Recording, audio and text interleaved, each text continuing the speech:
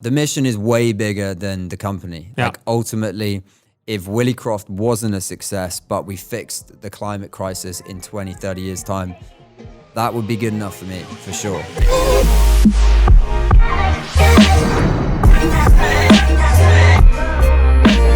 Brad, welcome to the studio. Thank you for having me. Nice that you're here. Last time I think that we were in a studio together was during Get in the Ring, the Netherlands. Exactly. Unfortunately, that couldn't happen as a live event with a lot of public in one room, but I think we made the best of it. Maybe you could touch upon what are you doing first? Sure. What is Willicroft? Sure. So we're plant-based cheese producers. So I moved to the Netherlands about 4 years ago and started to eat a mainly plant-based diet. Found it very easy to give up meat and milk, but I think like most Dutch people, cheese was my favorite food until that point. Yeah. So I started actually to experiment in the kitchen at home because the replacements at the time in the supermarket were pretty limited. My grandfather, he was a dairy farmer, so I had a basic understanding of how to make dairy cheese. So I was applying similar processes, similar nutritionals, but with plant-based ingredients. So it's very much a pet project to start with, but I got very, very into it, and it quite quickly became my sort of sole focus. I kept it very artisanal to start with, really focused on the recipes for about a year, brought in a food scientist and a chef. And we basically then decided to kind of tackle the problem which I'd had when I first moved here, which was good quality replacement plant-based cheeses at retail. And that's what we're doing today. And as your grandfather was a dairy farmer, why did you want to replace the dairy in it? Yeah, I mean, I think like many of us, we kind of seen the impact that dairy has on the environment. So it is the leading contributing factor to global warming. So whilst I found the kind of period I had in my childhood with my grandparents very, very formative, I also saw that we have to produce food in a different way. That doesn't mean removing dairy entirely, perhaps, but it does mean lessening the amount and improving the quality and the animal welfare and those factors. So that was the main reason to kind of get into it, I'd say. Yeah, so your product touches upon people that care about this environmental impact, and Yes. it touches upon the people that cannot handle dairy because of allergies. Definitely. I think it's 2/3 of the world is actually lactose intolerant. 2/3, which is a crazy stat. In Asia is where the highest proportion is because they just don't have as much dairy in their diet. So it's a massive market for sure. Yeah. What was the problem 2 or 3 years ago with the current products that were there? So you had really two types of plant-based cheesemaker on the market. You had your more mass-produced coconut and palm oil-based plant-based cheeses that looks like plant-based cheese, melted a little bit like dairy cheese, but they didn't really taste great. So the flavor complexity was very, very simple.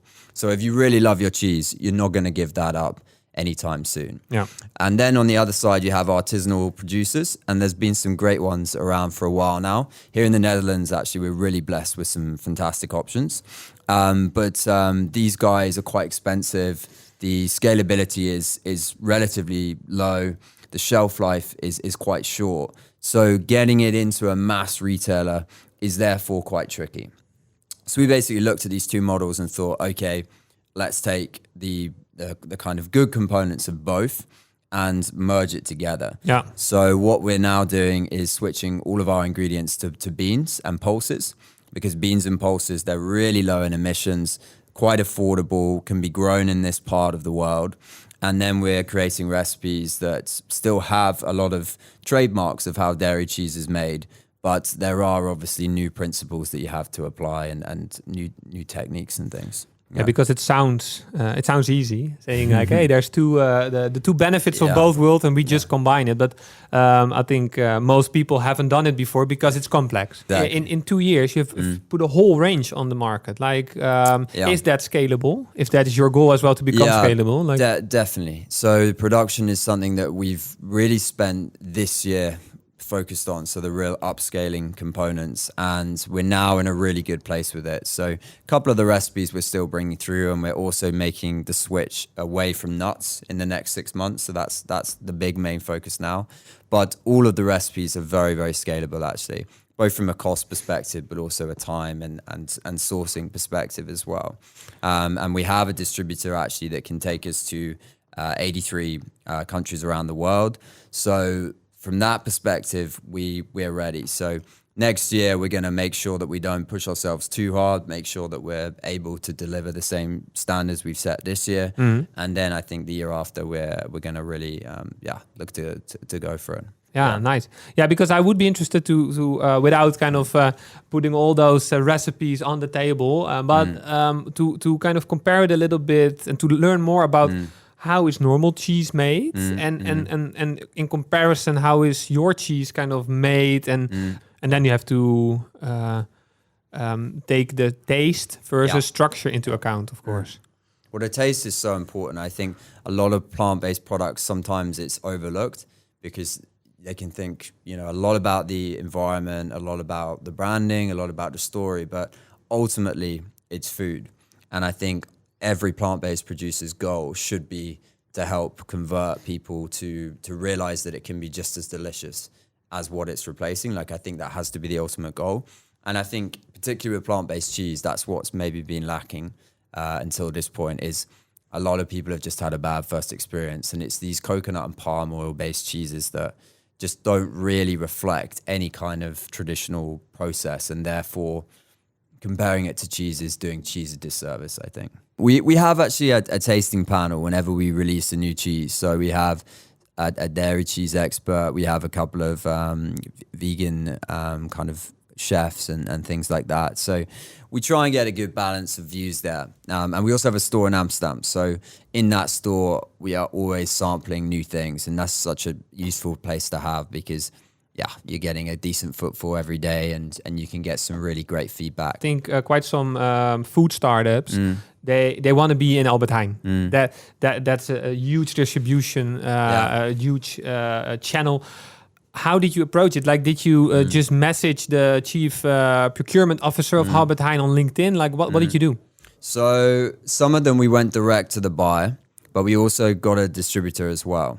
And I think the distributor part is the key to really scaling, because the distributor has the existing contacts with the buyers. If you have an arrangement, they're not then adding a new customer. It's just a new line, which is way easier and way less of a faff for Albert Heijn or whoever it is. Because from the retailer's perspective, they don't want thousands of customers. They want about 100 customers who are each delivering a set quantity of products. So that's why the distribution model is definitely a good way to go, because logistics, warehousing, distribution, also the sales with retailers is a totally different kettle of fish to producing a product, measuring your impacts, that side of the business. And it is a very specialist thing. So I would really encourage people to get a distributor. And then you just lose a commission on it. Yeah, you lose. But you lose everything is arranged after that. We started this sidestep with your marketing strategy. Like also your products. Kind of. Is it always Willicroft feta cheese that you buy, or will you? What is your? Well, our strategy has been flummoxed slightly by the EU. So they've recently passed some amendments which enable the ability to use the word cheese. That was great, right? Which is pretty crazy. Well, the burger ban was axed. So, but cheese wasn't. So they've banned cheese. That's okay. That's not great. Not great. I didn't know that. I voted for the burger positively, but So there was another amendment that was stowed away, and I think ProVeg did an amazing job of communicating that petition, but the other case was kind of left, and I totally understand why they went for that one, because getting people engaged on 2 or 3 things would have been a pain. But actually for us, 171 was more damaging because it had 3 parts that were pretty tricky. So firstly, the use of the word cheese. Also, we can't now put emissions legally on our packaging and compare them to dairy. So we can't say this is our emissions and this is dairy, or this is the health benefits to us compared to dairy, which in my eyes is pretty crazy, because that's just factual information. You're not, if you're not using, certain language, you're just saying this is our emissions, that is dairy. But that lobby is just criminal. I mean, banning that to me is what happens in an autocracy, not a democracy. Like, that's with framing information to someone. So that was crazy.